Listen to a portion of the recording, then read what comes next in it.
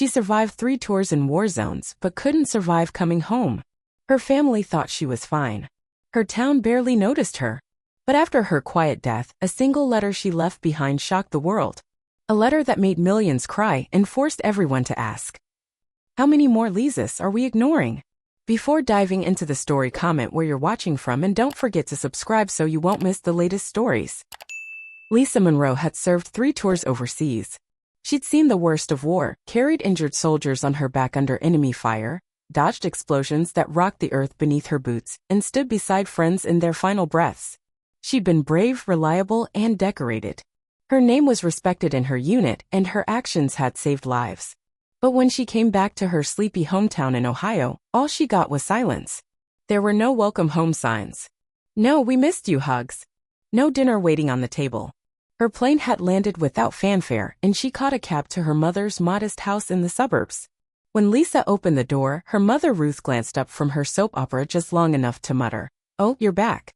Then she turned back to the screen like her daughter had only gone out for groceries. Her brother Josh didn't even come upstairs. He was buried in his video games in the basement, headphones on, shouting at strangers over the internet. Lisa knocked on his door and said, "Hey." He paused the game just long enough to nod, then turned back to the screen.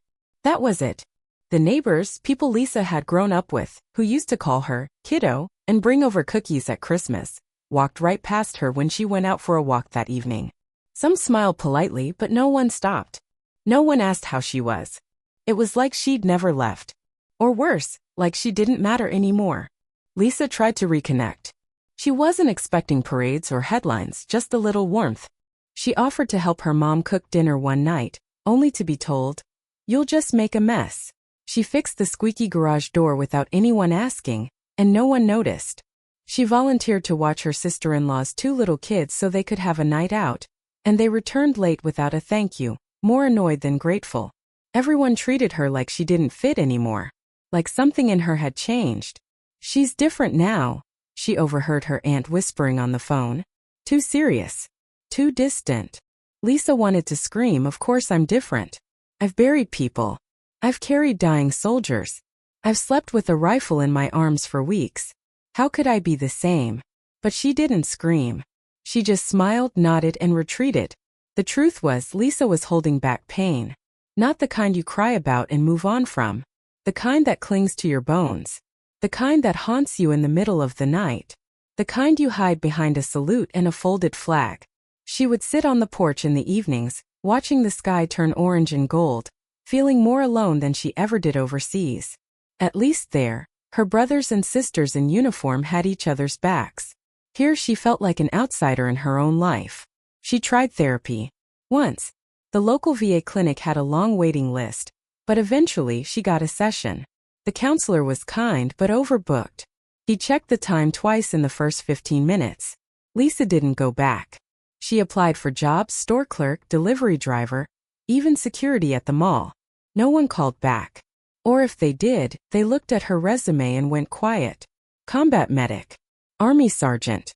Too intense, they said. Overqualified. Or worse, they didn't know how to talk to her at all. At night, Lisa lay awake in her childhood bedroom, staring at the ceiling. The walls still had posters from high school. Her bookshelf held dusty trophies from track and field. It felt like a museum of someone she used to be. She started writing letters. Not to anyone in particular, just letters. Thoughts she couldn't say out loud. She tucked them into a box beneath her bed. In one she wrote, "They think I'm broken. But I'm not. I'm just tired of pretending I'm okay, so they don't feel uncomfortable." She missed the desert heat, the weight of her gear, even the sound of distant gunfire, because at least then she had a purpose. Here no one needed her. No one saw her. She'd fought for a country that forgot her the moment she stepped off the tarmac. Then one cold November morning, her mother found her door locked. Lisa wasn't answering. Hours passed.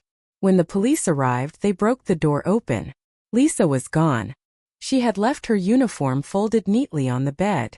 Her medals were placed beside it. And in her hands, clutched close to her chest, was the American flag that had once been presented to her for her service. There was no note on the bed. No dramatic goodbye on social media. But 2 days later, a letter arrived in her mother's mailbox. It was handwritten, calm, final, and postmarked the day before she died. Began with, "If you're reading this, I'm sorry. I tried to stay. I really did." And continued, "I didn't want to leave angry. I just wanted to be heard. Not praised. Not pitted. Just seen. I gave everything I had. And when I came back, I needed someone to hold my hand, even if just for a moment." Lisa's mother collapsed to the floor reading it. Josh didn't speak for 3 days. Her letter hit harder than any uniformed officer knocking on their door ever could, because for the first time they realized she had been crying for help all along, just not in words they understood. Her story made its way online. A friend from her unit shared a photo, her folded flag, her soft smile, her strength, and suddenly Lisa Monroe was everywhere. The town held a vigil. People who had walked past her now lit candles in her name, and slowly, painfully, they began to listen. Because Lisa was never invisible. She was a hero. They just realized it too late. Weeks turned into months and still, Lisa Monroe felt like a stranger in her own life. She did everything right, or at least what everyone said she should do. She applied for dozens of jobs, tailoring her resume with help from online tutorials in veteran support forums. She had years of leadership experience, medical training from the battlefield, and the kind of mental toughness that most people couldn't comprehend. But when employers saw her military background, their smiles tightened. "That's impressive," they would say, their tone uncertain. "We'll be in touch." They never were. She started therapy at the local VA center, showing up every Tuesday at 9 a.m. sharp, dressed in jeans and her army hoodie. The therapist was kind enough, but Lisa could tell he was overwhelmed. His calendar was packed with back-to-back sessions, and his questions felt rehearsed. "How's your sleep? Any thoughts of harming yourself? Have you tried breathing exercises?" She answered honestly, but every time she left the office, she felt like just another folder in a tall stack of forgotten stories. Still, she kept trying. She started volunteering at the local VFW hall. She'd clean tables after bingo night, pour coffee for older vets who told the same stories over and over. They liked her. They called her Sarge and offered her seats beside them during group lunches. But they were all from a different time: Vietnam, Korea, even a few from Desert Storm. Their battles were old, their wounds faded. Lisa's were fresh, raw, and she didn't know how to speak them out loud. Back home, the disconnection deepened. Her old room, the one with blue walls and faded posters of rock bands, was no longer hers. Her younger cousin had moved in while she was deployed. Lisa didn't argue. She took the guest room instead, a cold, gray space where nothing felt familiar. Her army medals had been shoved into a drawer by her mother, along with old birthday cards and expired coupons. Out of sight, out of mind. She didn't bring it up. Why would she? Whenever she tried to open up, the responses stung worse than silence. "Let's not get depressing," someone would say if she mentioned anything about her deployment. "You'll get over it," they'd respond when she hinted at her nightmares. "You're lucky you made it back," they reminded her, like surviving was enough reason to smile every day. So Lisa smiled. She smiled at the dinner table, nodded during conversations, even cracked a few jokes when her brother brought his friends over. But every smile was a lie. Every nod was a scream muffled under layers of polite small talk and invisible wounds. Inside, she was unraveling. At night, when the house went quiet, she would grab her hoodie and slip outside. She never went far. Just a short walk to the edge of the neighborhood, to the old water tower. As a teenager, she used to climb it with her friends, heart pounding, hands scraped, eyes wide as she looked out over the town. From the top, everything looked small and manageable. It made her feel brave, free, full of purpose. Now she just stood at the base, staring up, the rusted ladder long since removed, the metal faded by time and weather. Her dreams had lived up there once. She'd imagined herself as a leader, a protector, someone important. Someone who mattered. Now even her dreams felt borrowed. She thought about reaching out to old army friends, but most of them had scattered. Some were building new lives. Some were still overseas. A few, well, she had stopped seeing their names online. No one talked about that. Lisa began writing again. Not in a journal exactly, but in torn notebook pages she kept folded in her duffel bag. She wrote about things she couldn't say out loud: the panic attacks, the guilt, the feeling of being useless in a world that only valued normal. She wrote about her friend Manny, who didn't survive that last ambush in Kandahar. About the kid she carried through smoke and rubble who didn't make it. about the way her heart clenched whenever she heard fireworks. She never shared the letters. She just folded them neatly and tucked them away. Some nights she cried quietly into her pillow, hoping the tears would stop the ache inside her chest. Other nights she sat on the edge of her bed, staring at the wall, wondering if this was all life had left to offer her. Every so often, her mother would knock softly on her door, asking if she was okay. Lisa always said yes. Her voice steady. Her lie practiced. The truth was she didn't know how to ask for help anymore. The uniform had trained her to be strong, to handle pain, to lead under pressure. But it hadn't taught her how to fall apart. So she held it all in. Every disappointment, every rejection, every moment of being misunderstood. It built up like pressure behind a dam. Quiet, invisible, dangerous. One evening as she stood by the water tower watching the sunset spill gold and orange across the sky, Lisa whispered, "I'm still here." She said it softly, as if trying to convince herself it was true. No one heard her. And somehow that hurt most of all. One chilly morning in early December, the Monroe household stirred awake like any other. The kettle whistled. The news droned quietly in the background. Ruth Monroe, in her usual faded robe, poured herself a cup of coffee and glanced down the hallway toward Lisa's door. It was still closed, which wasn't unusual. Lisa had always been a quiet riser, especially since she'd come back home from deployment. Ruth figured she was probably still asleep or reading. By lunchtime, the door remained shut. Ruth knocked gently once then twice, but there was no answer. "She's probably tired," she muttered to herself. "Didn't sleep well again." Josh passed the room with a sandwich in his hand, earbuds in, music loud enough to be heard across the hall. He didn't even glance at the door. No one really did. As the hours dragged on, evening arrived. Dinner was on the stove. Ruth tried calling Lisa's phone. No answer. Her stomach twisted slightly. Something felt wrong. She tried the doorknob again. Still locked. This time she pounded a little harder. "Lisa," she called. Her voice rose. "Lisa, are you okay?" No response. Panic set in. Ruth called 911. The dispatcher tried to calm her, but she couldn't stop trembling. Within 15 minutes, police officers arrived and forced the door open. The room was still. Quiet. Dimly lit by the amber glow of the setting sun filtering through the blinds. Lisa was lying on the bed, her posture peaceful, like she had simply gone to sleep. But the stillness, it was too perfect. Too final. On the edge of the bed, her army uniform was neatly folded. Her boots aligned precisely beside it. Her medals were arranged in a small display case on the desk. And resting on her pillow, carefully placed, was a tightly folded American flag. On her chest lay her dog tags, cool silver against the soft fabric of her shirt. And in her hand, clasped gently, was a photo of her unit. Her brothers and sisters from deployment, all smiling beneath the blazing sun of Afghanistan. There was no note in sight. No pill bottles. No chaos. Just an overwhelming sense of silence. A silence so loud it suffocated the room. Lisa had died by suicide. Quietly.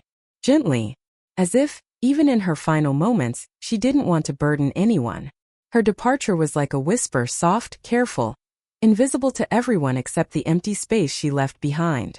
When the coroner arrived and gently zipped the body bag, Ruth collapsed onto the hallway floor. Her sobs echoed through the walls, raw and broken. Josh stood frozen at the end of the hall, gripping the doorframe until his knuckles turned white. He kept repeating, no, she was fine. She was just tired. She was fine. But she wasn't. Neighbors whispered. Friends called. She never said anything, they said. She always smiled, said another. She seemed strong, they repeated, as if strength had anything to do with what happened. What none of them realized was that Lisa had been asking for help for months, just not in the way they expected. She didn't scream, didn't cry in public, didn't post dramatic messages online. Her pain had been quiet, tucked behind polite smiles and I'm okays. A storm disguised as silence. It was the next morning when Ruth found the letter. It arrived in the mailbox in a plain white envelope, her name scrawled in Lisa's familiar, steady handwriting. The postmark was dated 2 days before her death. Inside was a single sheet of lined notebook paper, folded carefully, neatly, as if every crease was intentional. At the top in bold ink it read, "To everyone I love. Ruth sat down at the kitchen table, hands trembling. Her eyes blurred with tears before she read the first line. I know this will hurt. And I hate that. But please understand I tried. I tried so hard to stay. Coming home was harder than anything I faced over there. Not because of what I saw, but because of what I didn't feel anymore. I didn't feel seen. Or heard. Or needed. I walked into my house and felt like a stranger. My room wasn't mine. My medals were buried in a drawer. Conversations danced around me like I wasn't even in them. I heard the words people thought I couldn't hear. She's changed. She's too intense now. She doesn't smile as much. But how do you smile when your heart is screaming? I didn't want attention. I didn't need a parade. I just needed someone to look me in the eyes and say, I'm here. For real. I wrote letters. I volunteered. I got help. But still, the silence followed me like a shadow I couldn't shake. And the lonelier I felt, the heavier everything got. If you're reading this, it's not your fault. But it's not your fault either. We all need to do better at listening, at checking in, at showing up. There are more like me out there. Invisible soldiers. Please don't wait until they're gone to realize how loud their silence was. I love you. All of you. And I'm sorry.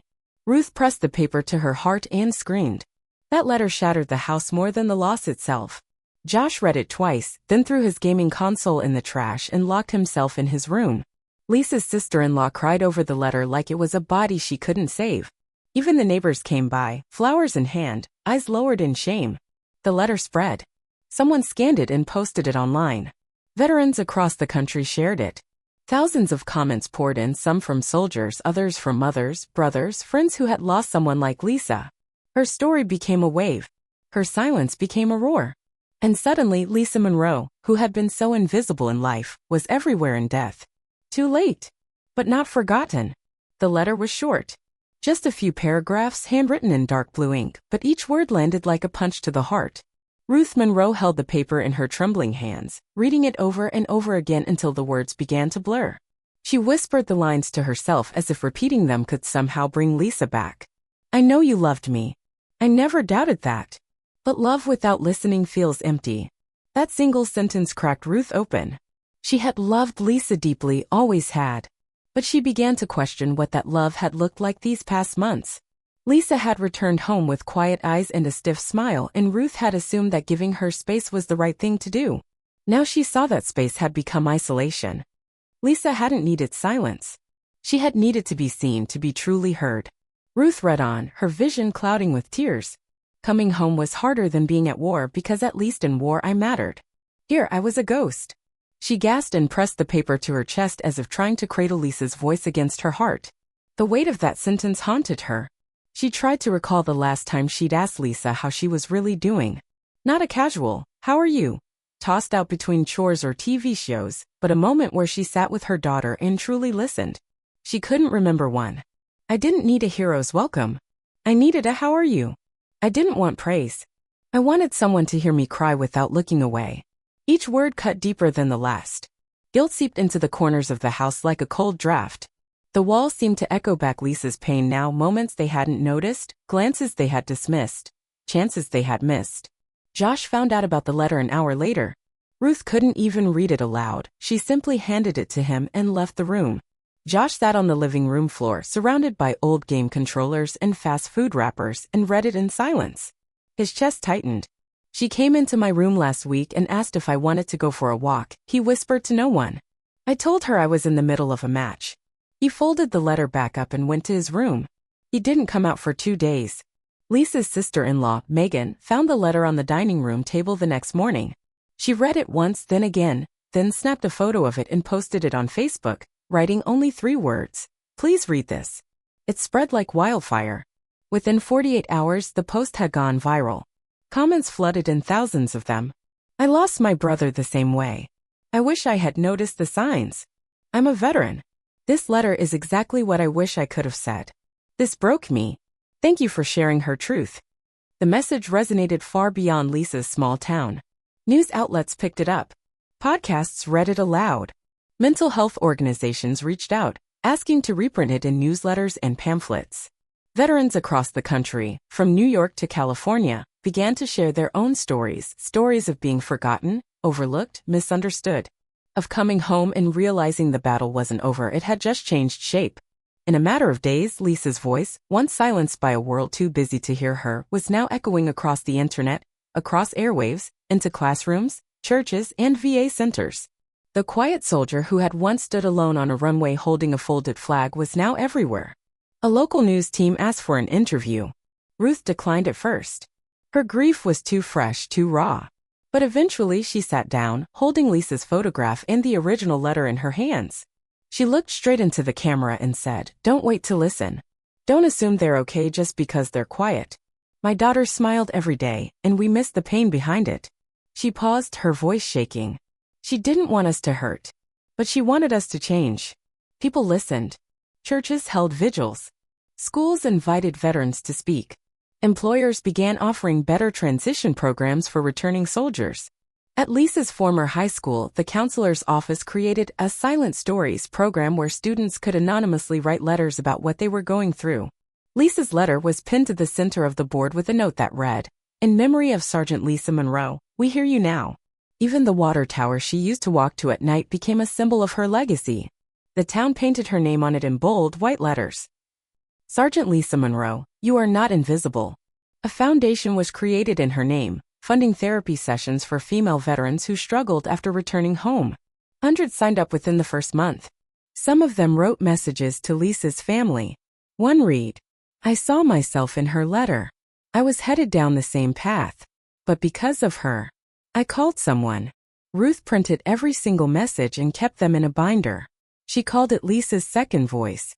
In the end, Lisa's letter did more than express a goodbye. It sparked a movement. It forced a conversation no one wanted to have, but everyone needed to. Her words, once meant for a few, had become a lifeline for many. And though it would never bring her back, it gave her story a new ending. Not of silence, but of change. In death, Lisa's voice was louder than it had ever been in life. It started with a candlelight vigil in the town square. At first, only a few people showed up, mostly veterans who had served with Lisa or knew her from the local VFW. But word spread quickly. Families who had never met her lit candles anyway. High school students, still in their uniforms after basketball practice, stood beside elderly couples with trembling hands. Even people who had once walked past Lisa on the street without a second glance now came forward with red-rimmed eyes and heavy hearts. They held their candles high as her letter was read aloud over a quiet speaker, the words echoing across the square like a prayer. Some cried quietly. Others just stood in silence, heads bowed. And when the final words of her letter were read, "Don't wait until her silence becomes eternal," there was a stillness that felt sacred. That night, no one left unchanged. The town that once ignored Lisa had been shaken awake. In the weeks that followed, her story became more than a tragedy. It became a movement. A local nonprofit, run by military families, started a scholarship fund in her name, the Sergeant Lisa Monroe Memorial Grant. It was designed to support female veterans who, like Lisa, struggled to reintegrate into civilian life. The application didn't just ask for grades or resumes, it asked for their stories, their fears, their truth. The first recipient was a young mother named Alicia, an Army medic who had also served 3 tours and battled post-traumatic stress in silence. When she accepted the scholarship, she said, "Lisa's letter saved my life. I thought I was alone. I thought no one would ever understand. But when I read her words, I realized I wasn't the only one standing in the dark." Donations poured in from all over the country. Veterans, civilians, families, even strangers sent in handwritten notes with their checks. Messages like, "For Lisa," "For my son," "For my sister," "For everyone we didn't hear in time." The fund grew quickly, and within 6 months, 5 scholarships had already been awarded. Then came the water tower. Lisa had often walked to that tower in the quiet hours of night, gazing up at its rusted frame like it held answers to questions she couldn't ask. It had stood tall through decades, watching over the town without ever being noticed, just like her. Now it bore her name. A muralist was hired to paint it in bold white letters. "Sergeant Lisa Monroe, you are not invisible." Beneath her name, the silhouette of a folded flag rested in a pair of careful hands. It wasn't just paint, it was a promise. A promise to listen, to notice, to never let another Lisa fade into silence. Schools in the area began reading her letter during assemblies. Guidance counselors used it to start conversations about mental health, empathy, and the struggles veterans face when they come home. Teachers talked to students about the power of small kindnesses, how asking someone, "Are you really okay?" could be the thing that keeps them going one more day. Churches printed the letter in their bulletins. Pastors quoted it in Sunday sermons, urging their congregations to be present, to be compassionate, to listen with their hearts. The local VA center framed the letter and hung it in their front lobby. Beneath it was a plaque that read, "In memory of Sergeant Lisa Monroe. Her silence woke a nation. May we never close our ears again." It didn't stop there. Lisa's mother, Ruth, who once could barely speak through her grief, began traveling across the state to speak at mental health conferences. She brought Lisa's photo with her, smiling in uniform, eyes steady, and read the letter aloud, every time, without fail. She talked about what it meant to truly listen, to see the signs, to be the kind of person who creates safety in a world full of noise. She stood in rooms full of strangers, doctors, advocates, therapists, and made them feel like they knew Lisa. By the end of each speech, there were tears in the audience. And always, someone would come up to her afterward, clutch her hand, and say, "Thank you for giving her a voice. I needed to hear her." Josh, too, had changed. Once buried in video games and late-night scrolling, now he led a weekly peer support group for young veterans. At first, he didn't say much. But slowly, over time, he found the courage to speak, to tell the story of his sister, to talk about the guilt he carried, and to remind others that silence wasn't strength. That asking for help didn't make them weak. Lisa's bedroom at home remained untouched. Her uniform, once folded neatly on the bed the day they found her, now hung on the wall in a shadow box. Her folded flag rested beneath it. Ruth often sat in that room during quiet mornings, staring at her daughter's medals, her boots, her dog tags. But there was a shift now. Where there had once been only sorrow, now there was also pride. And purpose. Lisa's story had reached beyond the walls of her home, beyond her town. She had become a symbol not of tragedy but of change. And somewhere, perhaps on a golden runway at sunset, Lisa Monroe stood tall again. Head high. Uniform crisp. Folded flag in her arms. The sky glowing warm around her like a soft embrace. Maybe, just maybe, she watched as the world finally began to listen. And this time it didn't turn away. And so in death, Lisa Monroe did what she could never do in life, make the world finally listen. Her silence sparked a voice for the voiceless. Her pain lit a path for others in darkness. And now every time someone reads her letter, they are reminded that behind every smile, there may be a story unheard. If Lisa's story moved you, don't let it end here. Hit that like button to honor her legacy. Subscribe for more powerful, true life stories that deserve to be heard. And remember, sometimes the quietest voices are the ones we need to hear the most. This is SagaScape, where every story leaves a mark.